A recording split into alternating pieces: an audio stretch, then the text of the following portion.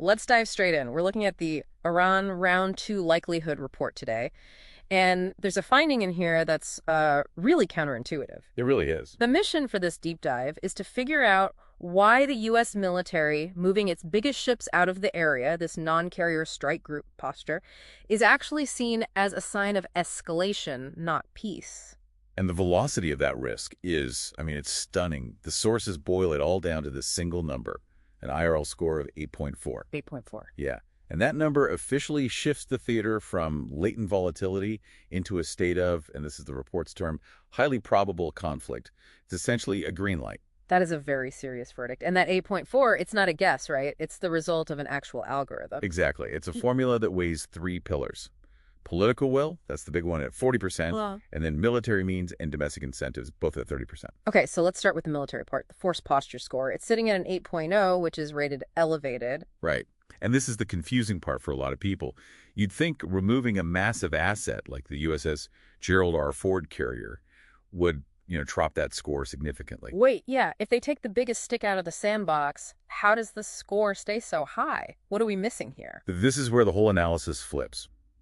The report argues this isn't a reduction in force. It's a tactical choice, part of what they call the carrier optional doctrine. It's carrier optional. It's about denying Iran a high-prestige, high-value target inside what the report chillingly calls the kill box. You're basically taking the bullseye off the dartboard. But keeping all the darts. Exactly. The punch is absolutely still there. It's just distributed.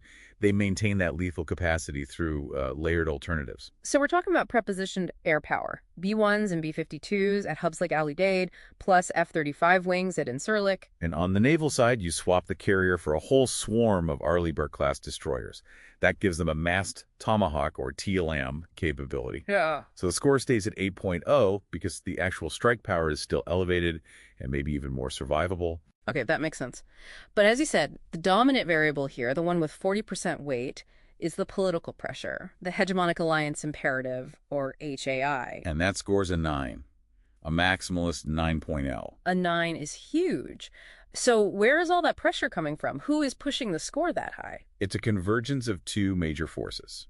Externally, the sources point to Israeli pressure, which is viewed as existential.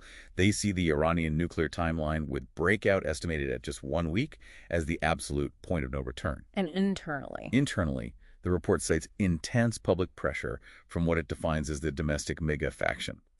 The analysis says they are pushing hard for regime change, framing any kind of restraint as a failure of policy. So overwhelming political will.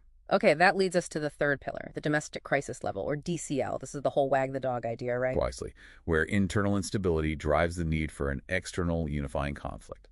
And it also scores a very high 8.0. Why so high? What specific domestic chaos is accelerating this?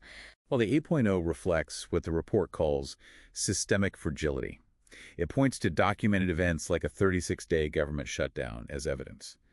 But crucially, the sources also highlight the administration's internal focus on institutional shifts, specifically mentioning planning documents like Project 2025, which the report gives a 9 out of 10 for power seizure risk. So the argument is that high internal instability creates a political need for a big external distraction. That's the core of the DCL score, yes. So if you're listening to this, what does it all mean when you put it together?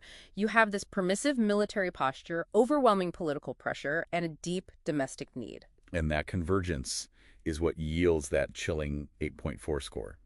The analysis concludes that the normal barriers to conflict have been systematically dismantled. And there's one more layer here. This U.S. score has to be seen alongside the Israel strike likelihood, the ISL. Which is rated at a flat 10.0 imminent certain.